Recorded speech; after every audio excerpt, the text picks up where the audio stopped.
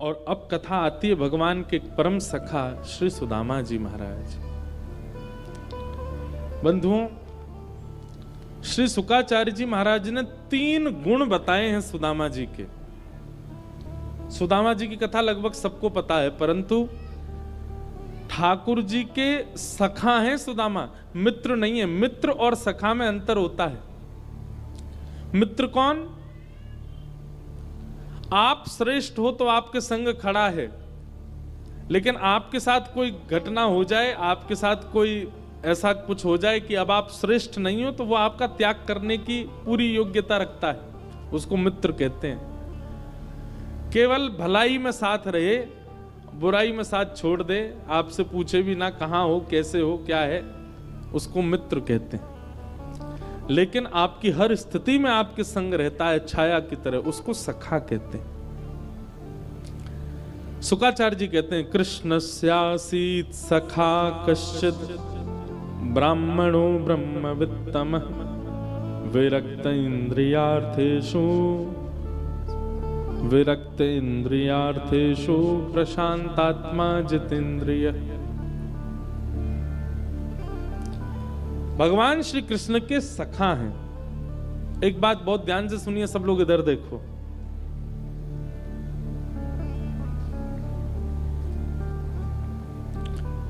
भगवान श्री कृष्ण के मित्र बहुत हैं, लेकिन मथुरा आगमन के बाद द्वारिका लीला तक भगवान के 3 ही सखा बने हैं। बस 3 ही सखा हैं ठाकुर जी के। ब्रज वृंदावन की बात अलग है। ब्रज वृंदावन वाले मधुमंगल, श्रीदामा, तनसुका, मनसुका, धनसुका, सुबल, तोष आदि, ये सब भगवान के ये सखा नहीं है, ये तो प्राण हैं ठाकुर जी के। ब्रज के जो हैं ये सखा नहीं है। सखा तो 3 ही है भगवान के। कौन? उद्धव, अर्जुन और श्री सुदामा जी। ये 3 ही सखा हैं ठाकुर जी के।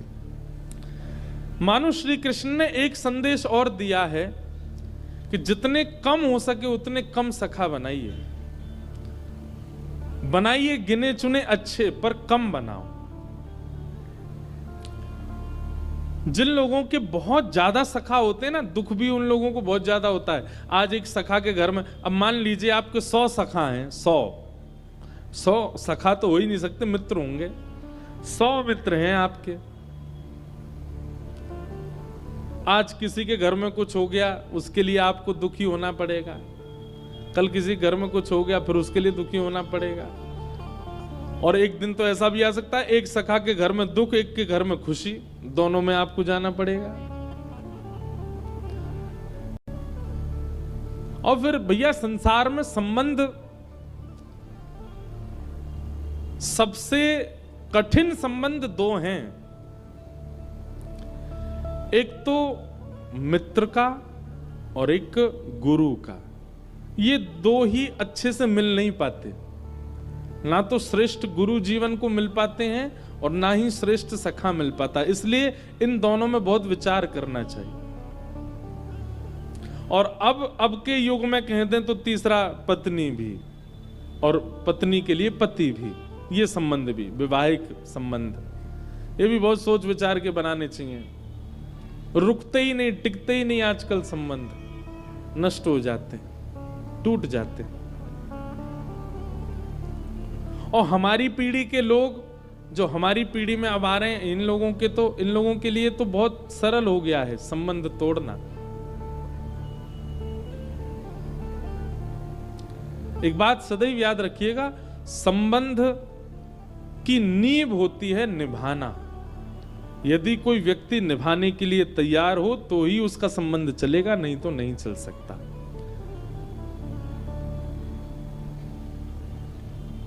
हर व्यक्ति नया होता है, हर व्यक्ति के गुण स्वभाव नए होते हैं। विवाह से पहले वो अच्छा लगता है, पर अत्यंत सामीप्य होने के बाद में फिर उसके वो गुण हमको अवगुण लगने लगते हैं, और फिर उन्हीं के कारण फिर विद्रोह हो जाता है, अलग हो जाते हैं। भाई, संतान जब जन्म लेती है तो संतान भी तो नहीं होती है कई बार हमारे गुणों से विलग होती है, लेकिन हम उसको तो स्वीकार करते हैं। क्यों? क्योंकि माता पिता बनने के बाद और कोई उपचार नहीं, निभाना ही पड़ेगा, इसलिए बालक को स्वीकार किया जाता है। ऐसे ही निभाया जाए वैवाहिक संबंधों में भी, मैत्रिक संबंधों में भी, गुरु शिष्य संबंधों में भी।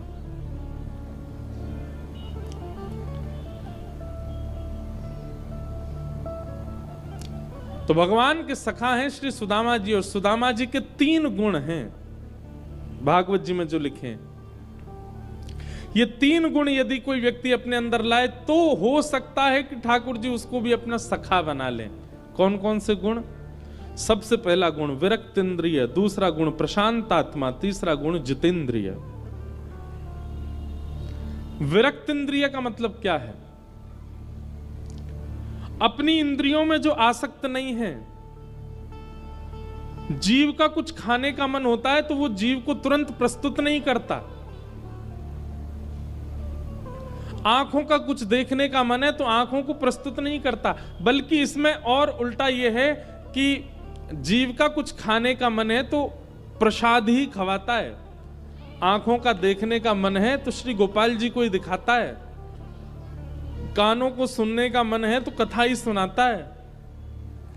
नृत्य करने का मन है तो कीर्तन में ही नृत्य करता है। घूमने का मन है तो तीर्थ ही जाता है। हर क्रिया में ठाकुर जी से जो अपनी इंद्रियों को तृप्ति करवाता है, ऐसा व्यक्ति विरक्त इंद्रिय, पहला गुण। दूसरा गुण श्री सुदामा जी का है प्रशांत आत्मा, अत्यंत शांत। एक बात याद रखिएगा, यदि आप में शांत का गुण नहीं है, आप मौन रहना नहीं जानते, तो निश्चित है कि ठाकुर जी से मिलन में थोड़ी बाधा हो सकती है। थोड़ा मौन रहना सीखिए, शांत रहना सीखिए, थोड़ा कम बोलिए। जब बोलो सो हरि कथा, जब बोलो सो हरि चर्चा।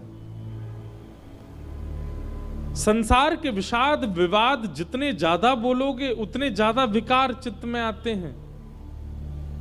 इसलिए बहुत जल्पिक भी नहीं हो, जल्पिक मतलब बहुत बोलना भी नहीं चाहिए, कम बोलो। कई लोग हमको ही देख रहे होंगे, बोले आप भी तो कम नहीं बोलते, 9:30 बजे से चालू हो गए हो, 11:15 हो गए, बोलते ही जा रहे हो। पिछले 8 दिन से बोले ही रहे हो। हम वैसे बहुत कम बोलते हैं, और कथा से पहले और कथा के बाद तो 1 घंटा मौन ही रहते हैं। वैसे भी कम बोलते हैं, थोड़ा अपने सब सखा मित्रों के साथ थोड़ा आनंद करते हैं, बाकी कम बोलने का स्वभाव। और यही विचारों को उत्पन्न करता है। ये कथाओं में जो भाव आते हैं कैसे आते हैं? कम बोलने से ही आते हैं। विचार भाव, बहुत बोलूंगा ना कथा के बाद भी तो हो सकता है मेरे विचार नष्ट हो जाएं। इसलिए आज से एक नियम और बनाइए, थोड़ा कम बोलिए।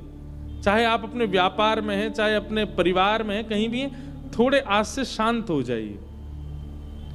जरूरत जहां है वहीं बोलिए, और जब बोलिए तो हरि से संबंधी कोई बात बोलिए। अपने विचारों को देखिएगा कितने शुद्ध हो जाएंगे फिर। सुदामा जी का दूसरा गुण क्या है? और सुदामा जी का तीसरा गुण है जितेंद्रिय, इंद्रियों को जीते हैं। सर्वांगीण इंद्रिय श्री कृष्ण तत्पर हैं। ऐसे श्री सुदामा जी महाराज भगवान के परम सखा। बंधुओं, भगवान श्री कृष्ण और श्री सुदामा जी सांदीपनि गुरुकुल में साथ में पढ़ते थे।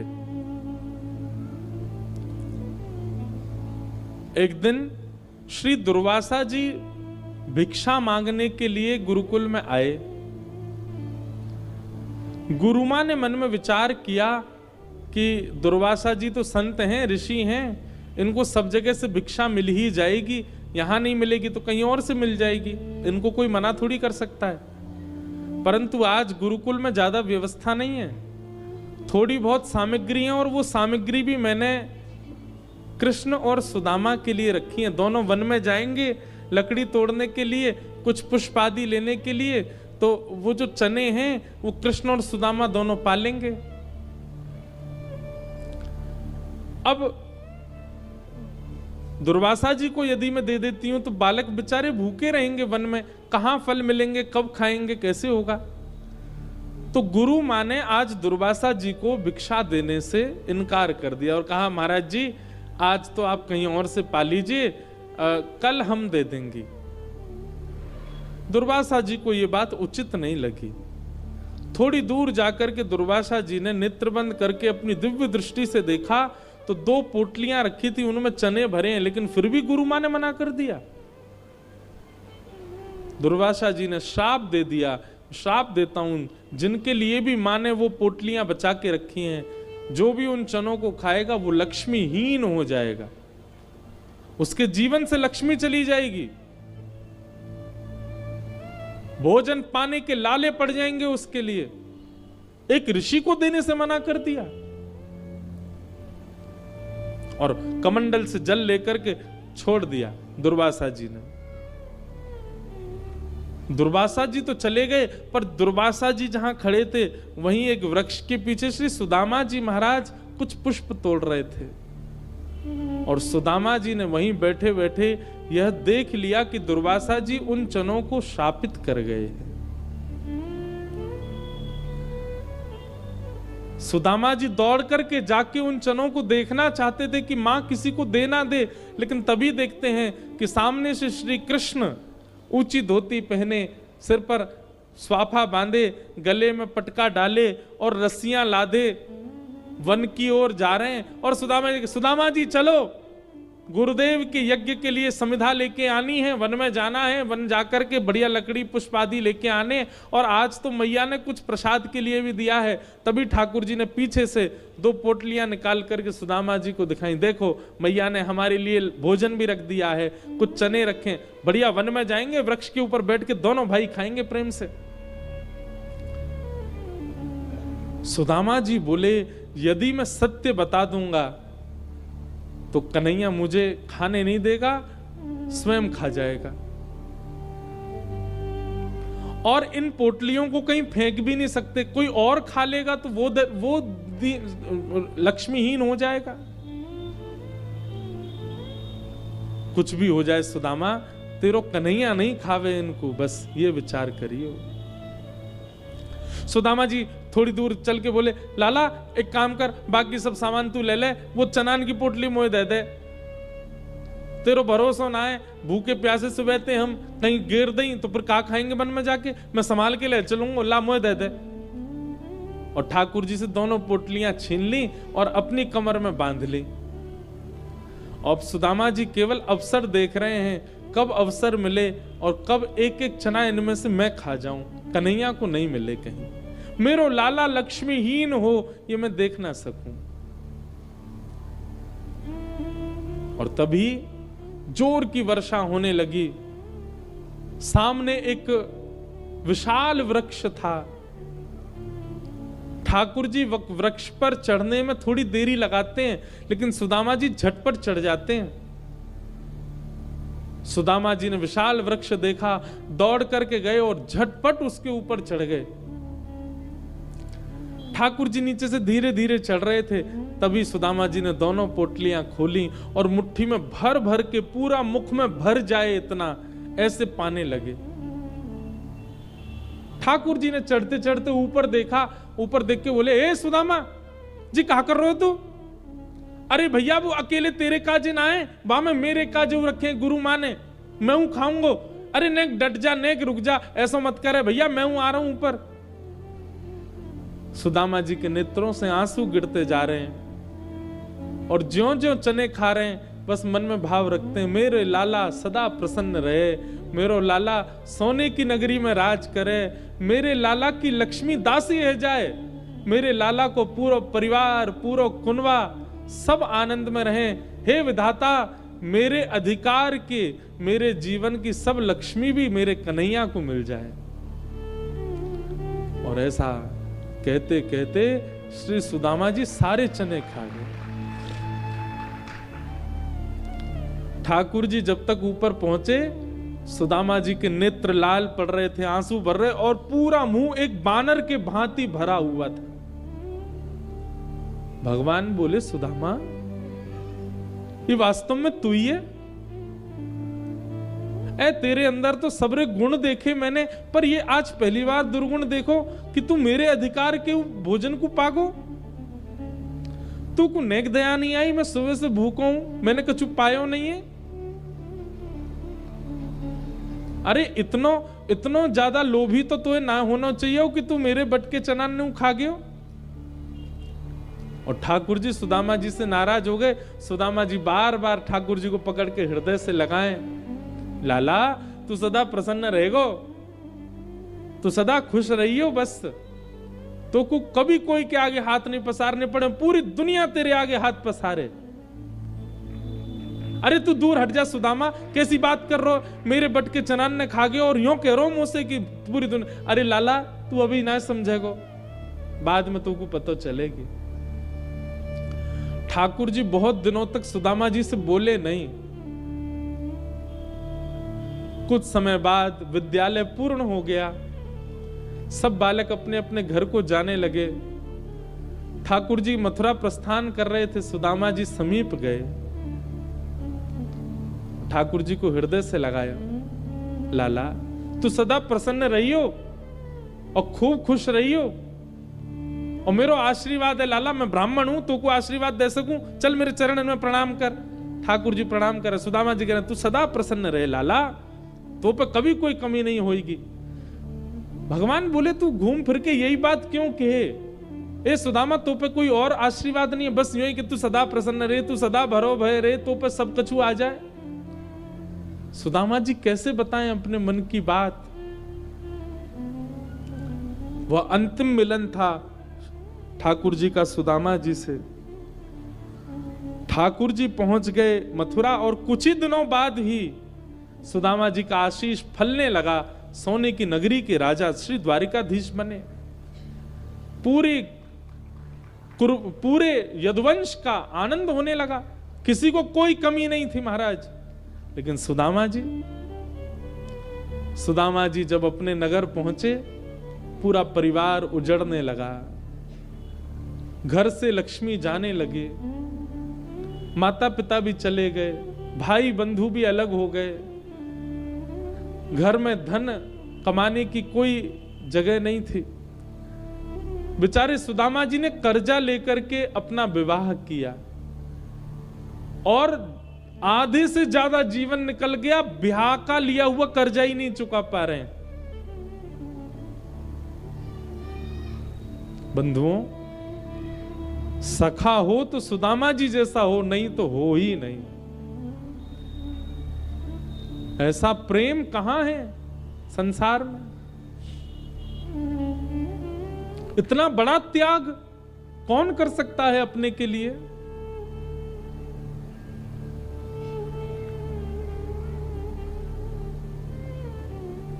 जिन वस्त्रों में सुदामा जी रोज रहते हैं, उन्हीं वस्त्रों में विवाह करके आए हैं। छोटे छोटे बालक हुए सुदामा जी के,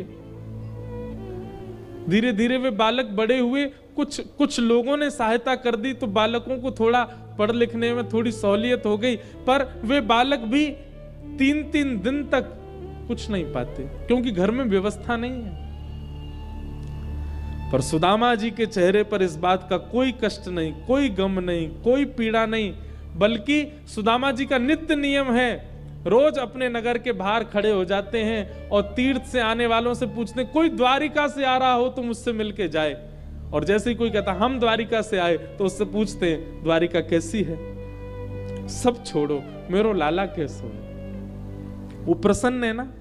वाकू कोई चिंता तो नहीं, वाकू कोई पीड़ा तो नहीं, मेरे लाला को छींक भी नहीं आ जाए। और जब कहते अरे महाराज उनके तो बड़े ठाट हैं, सोने की नगरी में रहते हैं, और श्री नन्हे से ठाकुर जी 16,108 विवाह हुए उनके, और ऐसा कहते हैं उनकी बड़ी पत्नी जो रुक्मणी है साक्षात लक्ष्मी है। सुदामा जी बस इसी से प्रसन्न हो जाते हैं, बस मेरो लाला प्रसन्न रहे। ऐसे त्यागी महापुरुष हैं श्री सुदामा जी, जिन्होंने ठाकुर जी के लिए सब त्याग दिया।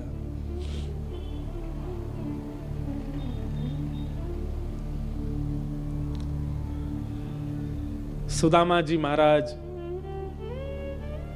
कभी किसी को नहीं बताते कि श्री कृष्ण मेरे सखा हैं। क्यों?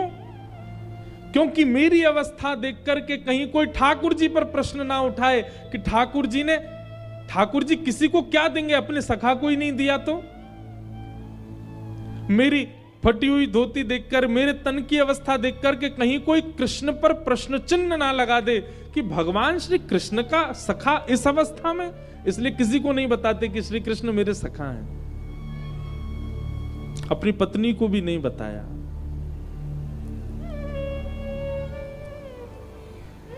एक दिन एक भिक्षुक द्वार पर आया और द्वार पर आकर के सुदामा जी की पत्नी जी से कहने लगा, अरे देवी भिक्षाम देही, कुछ भिक्षा दे दो।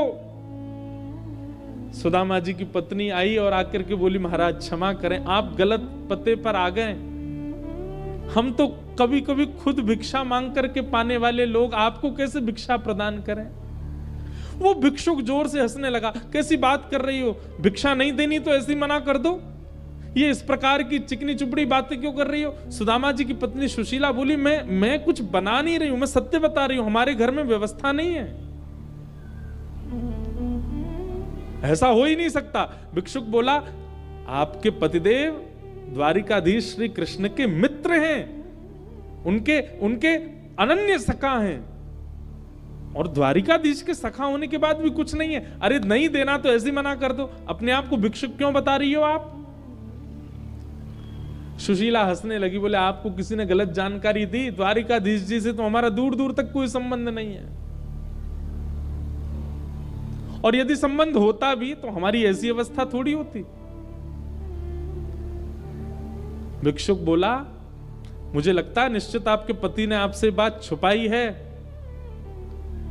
और नहीं विश्वास होता तो जब आपके पतिदेव कोई साधना की क्रिया कर रहे हों, जिस समय वो भयंकर ध्यान में बैठे हों, उस समय केवल इतना कह दीजिएगा, द्वारिकाधीश आपके कौन लगते हैं। अगर वो सुन के घबरा जाएं तो समझ जाना आपसे छुपाया है उन्होंने।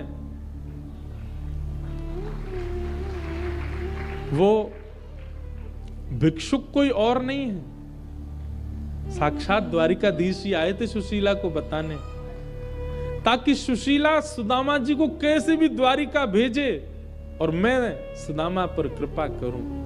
वैसे कृपा तो ठाकुर जी की है ही सुदामा जी पर चाहते हैं एक बार सुदामा जी से मिलना और पूरी द्वारिका में सुदामा जी के चरण पड़वाना।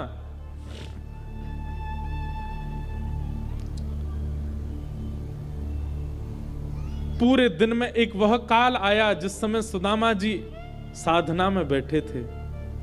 उस समय सुशीला कुछ भी कहे, सुदामा जी का ध्यान कभी नहीं टूटता, लेकिन आज सुशीला ने अचानक कहा, सुनिए,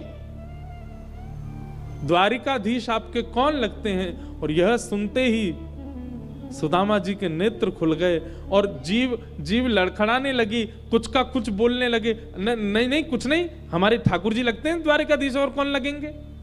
बोले आप इतने घबरा गए, आपकी साधना तो कभी टूटती नहीं, चाहे बालक कितना भी हल्ला करे, मैं कुछ भी कहती रहूं, आज कैसे आपके नेत्र खुल गए। आपको मेरी सौगंध सत्य बताइए, द्वारिकाधीश से आपका क्या संबंध है। सुदामा जी के नेत्र सजल हो गए। क्या बताऊं सुशीला, सखा बताऊं या प्राण बताऊं।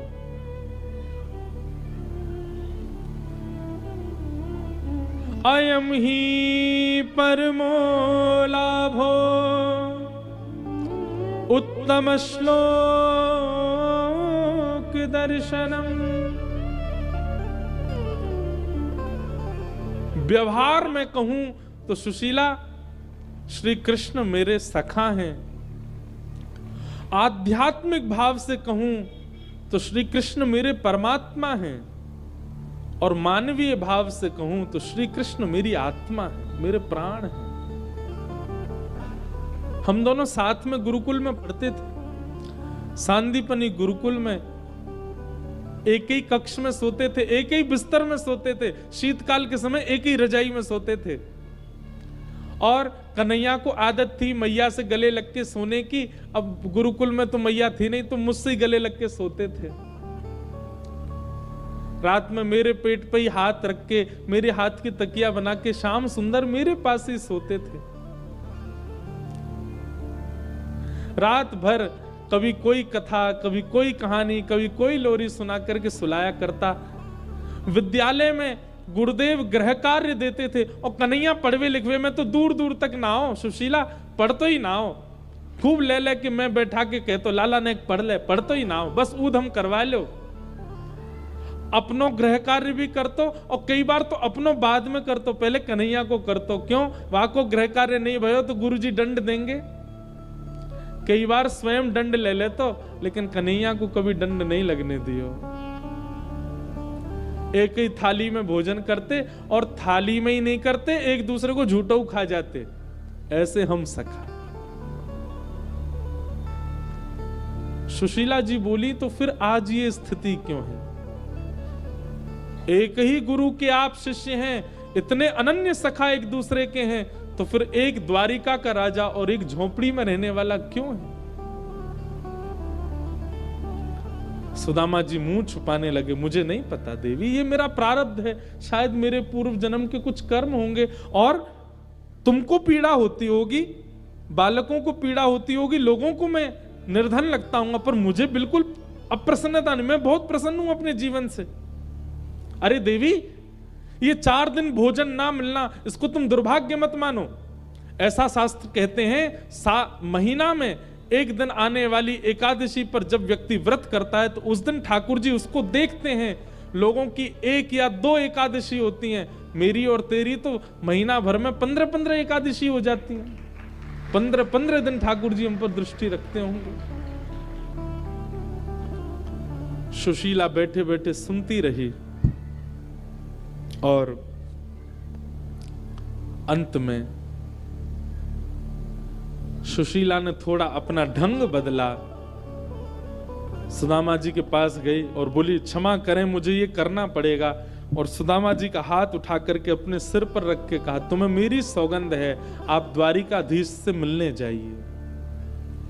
सुदामा जी बोले, देवी उसकी आवश्यकता नहीं है, मैं नित्य ही अपने चित्त में ठाकुर जी का दर्शन करता हूं, मिलने की आवश्यकता क्यों? और मेरी दीन अवस्था, मेरी अवस्था, मेरे ये शरीर को देख के, मेरे फटे हुए वस्त्र देख के कहीं कन्हैया को ये नहीं लगे, और कन्हैया को तो नहीं लगेगा, पर द्वारिका में इतनी सारी पत्नियां, उनकी सबको ये नहीं लगे कोई गरीब है, कुछ मांगने आया है, मुझे इस प्रकार बहुत संकोच होता है, मैं नहीं जाऊंगा।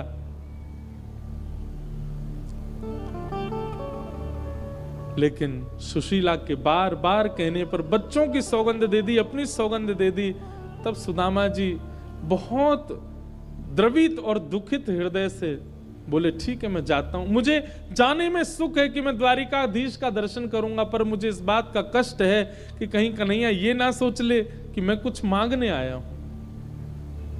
देवी, पुत्री के घर, वैद्य के घर, गुरु के घर खाली हाथ नहीं जाते, मित्र के घर खाली हाथ नहीं जाते, कुछ लाओ ना। सुशीला जी गई, 4 घर से अलग अलग चावल लेकर के आई। एक ही घर से ला सकती थी, पर जानबूझ के 4 घर से लाई, ताकि कृष्ण को पता चले कि एक अन्न का दाना भी सुदामा के घर का नहीं है। और एक पोटली बना करके सुदामा जी को दे दी। सुदामा जी जा रहे हैं। घनश्याम तुम्हें ढूंढने जाए कहाँ कहाँ, घनश्याम तुम्हें ढूंढने जाए कहाँ कहाँ, घनश्याम तुम्हें ढूंढने जाए कहाँ कहाँ, घनश्याम तुम्हें ढूंढने जाए कहाँ कहाँ, नंद लाल तुम्हें ढूंढने जाए कहाँ कहाँ।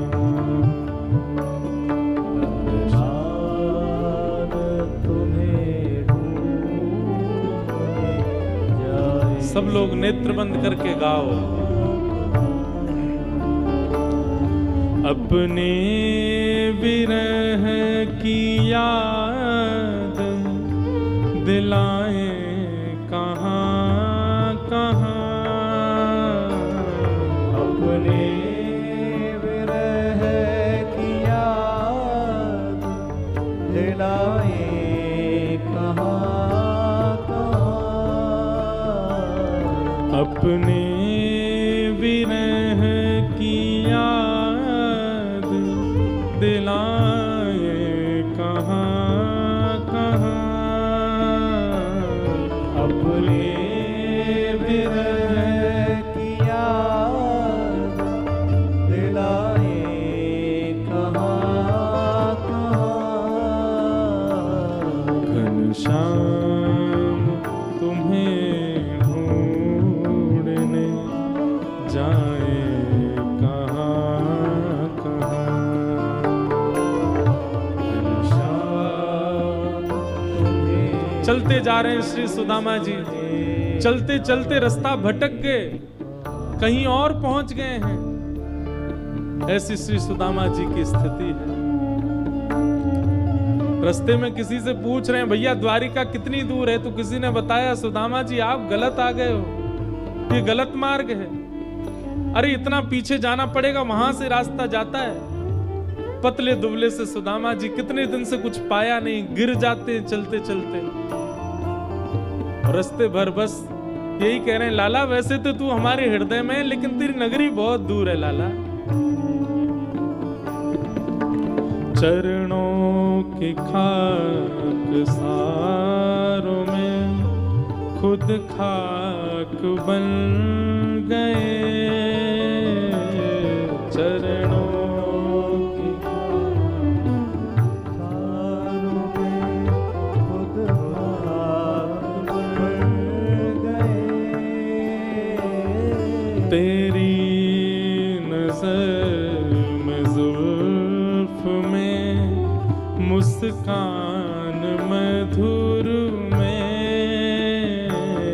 तेरी नजर में जुल्फ में मुस्कान मधुर में। उलझन है सब में दिल तो छुड़ाए कहाँ कहाँ। उलझन है सब में दिल तो छुड़ाए कहाँ कहाँ। अपने विरह की याद दिलाए कहाँ कहाँ। अपने विरह की याद दिलाए कहाँ कहाँ। घनश्याम तुम्हें ढूंढ के जाए कहाँ कहाँ। घनश्याम तुम्हें ढूंढ के जाए कहाँ। कितने सुंदर पद हमारे व्रज वृंदावन के श्री बिंदु जी महाराज, उनका ये पद है। कितनी अच्छी बात कह रहे हैं। दिन रात अश्रु बिंदु बरसते तो हैं मगर। दिन रात अश्रु बिंदु बरसते तो हैं मगर। दिन रात अश्रु बिंदु बरसते तो हैं मगर। दिन रात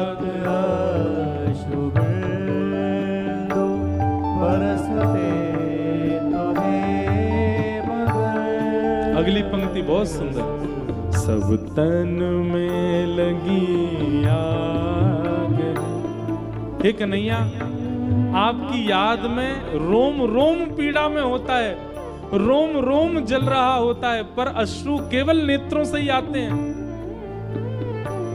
नेत्रों से अश्रुबिंद आकर के यहाँ की अग्नि तो बुझा देते हैं, पर हमारे तो पूरे तन में आग लगी है, ये कैसे बुझे नाथ। सब तन में लगी आग है, बुझाए कहाँ कहाँ। सब तन में लगी आग है, बुझाए कहाँ कहाँ। अपने विरह की याद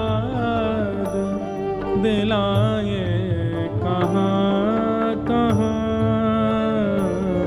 अपने विरह की याद दिलाए कहाँ कहाँ। अपने विरह की याद दिलाए कहाँ कहाँ। अपने विरह की याद दिलाए कहाँ कहाँ। घनश्याम तुम्हें ढूंढने जाए कहाँ कहाँ।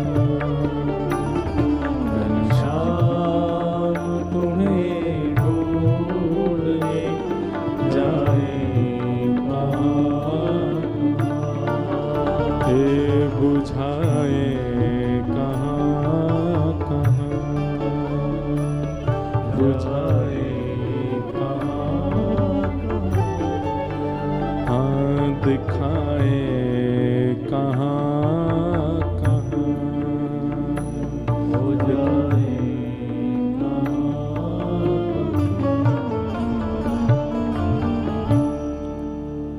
चलते जा रहे हैं सुदामा जी, कितने दिन बीत गए, दिन की कोई गिनती नहीं है। और तभी चलते चलते हार गए सुदामा जी, एक जगह रुक गए, अपने हाथ की तकिया लगा करके वहीं सो गए और बोले, हे द्वारिकाधीश, अब तो भैया मेरी क्षमता तो पूरी है गई, तो मौसम मिलना हो तो भैया तू ही आ जाइयो, मेरे बस की बात तो नहीं है।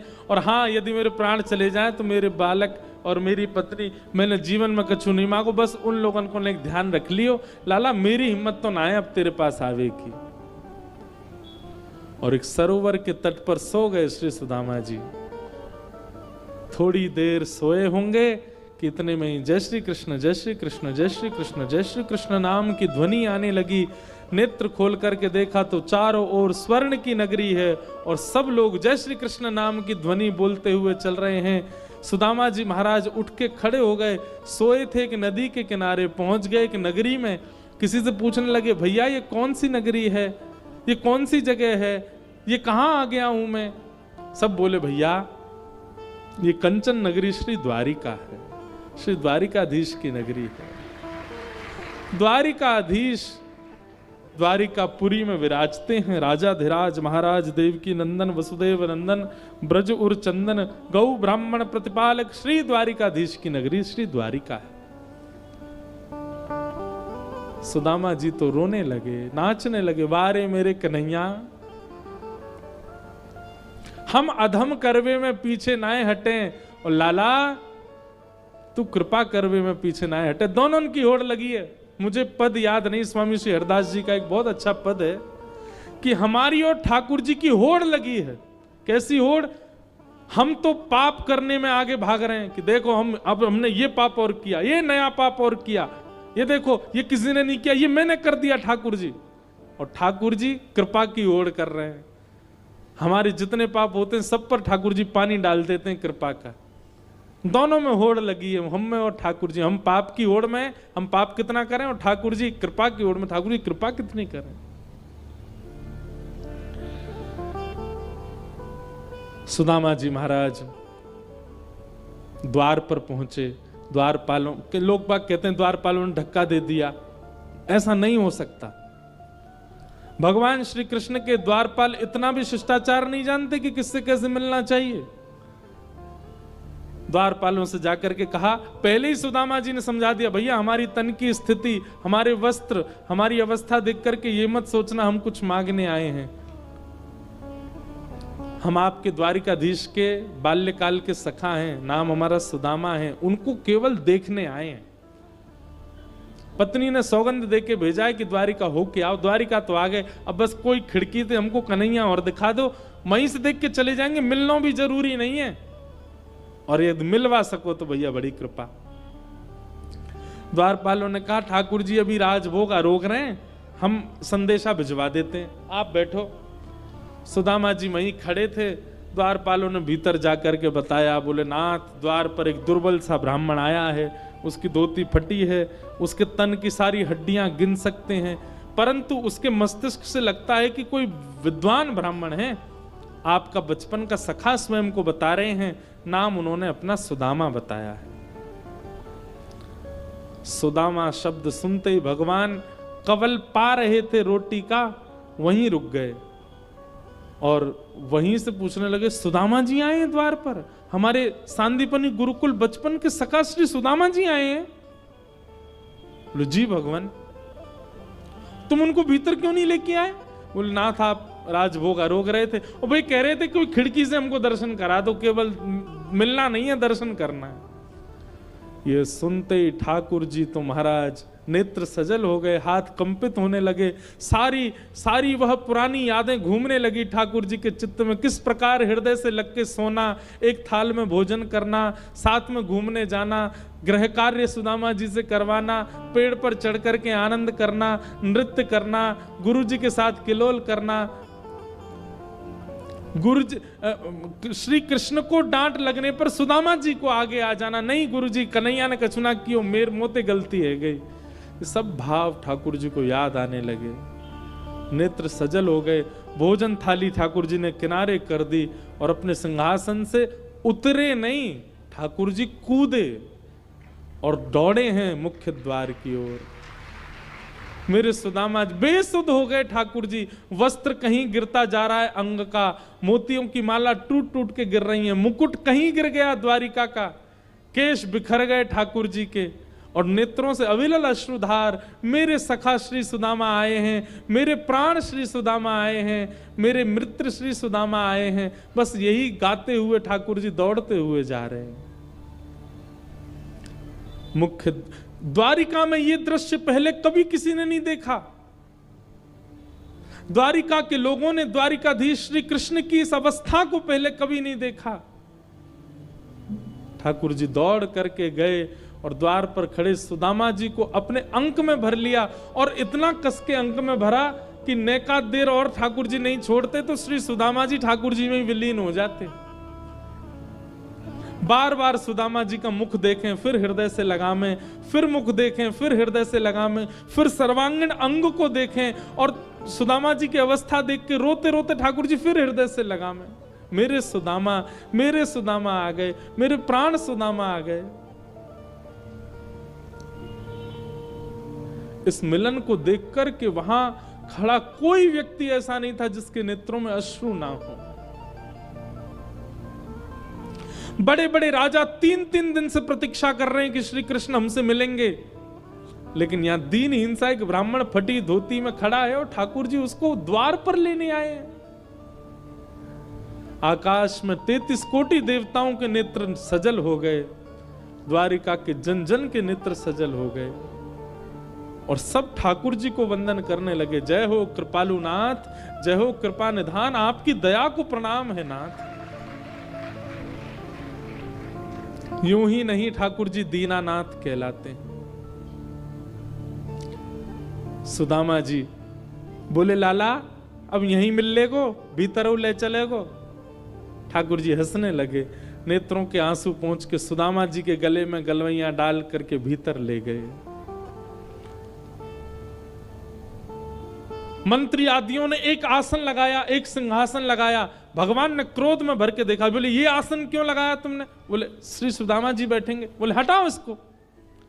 आसन हटाया और द्वारिका के जिस राज सिंहासन पर स्वयं ठाकुर जी बैठते हैं उस पर सुदामा जी को बिठाया और वहां बिठा करके सुदामा जी बहुत कांप रहे हैं। वो बार बार कह रहे हैं, लाला तू इतना मत करे, मैं इन सबको अधिकारी नहीं हूं, मैं इतना योग्य नहीं हूं लाला।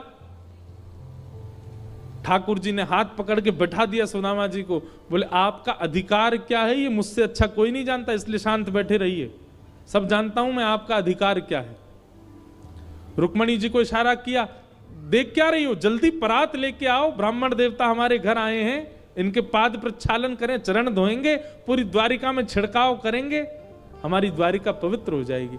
सुदामा जी रोने लगे, बोले लाला ये सब मत करे। ठाकुर जी बोले अब आप बिल्कुल शांत मौन हो जाओ, सौगंध है मेरी, कुछ बोलना नहीं एक शब्द भी। सुदामा जी मौन हो गए।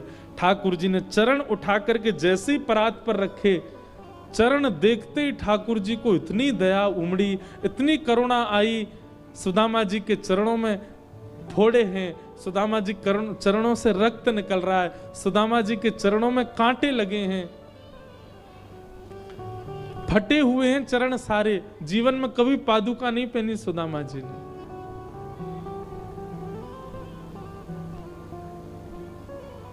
रुक्मणी जी जल का पात्र लेकर के आती, तब तक तो ठाकुर जी के इतने नीर बहे।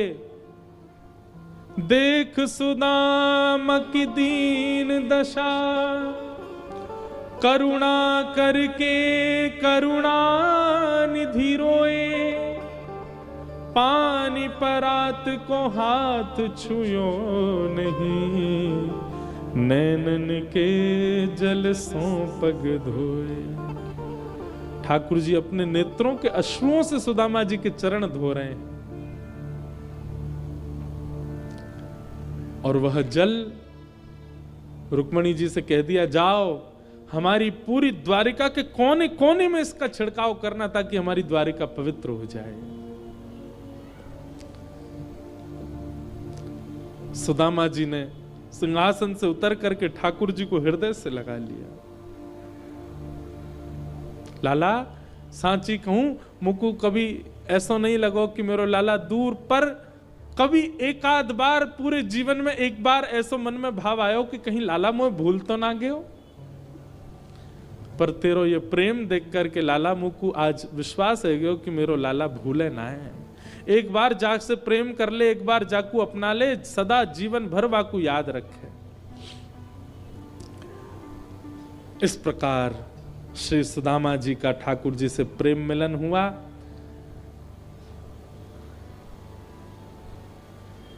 भगवान ने सुदामा जी से कहा, सुदामा जी आपका ब्याह हुआ कि नहीं? सुदामा जी बोले, लाला ब्याह हुए गए हो, बालक हुए गए। भगवान बोले, हमको नहीं बुलाया विवाह में।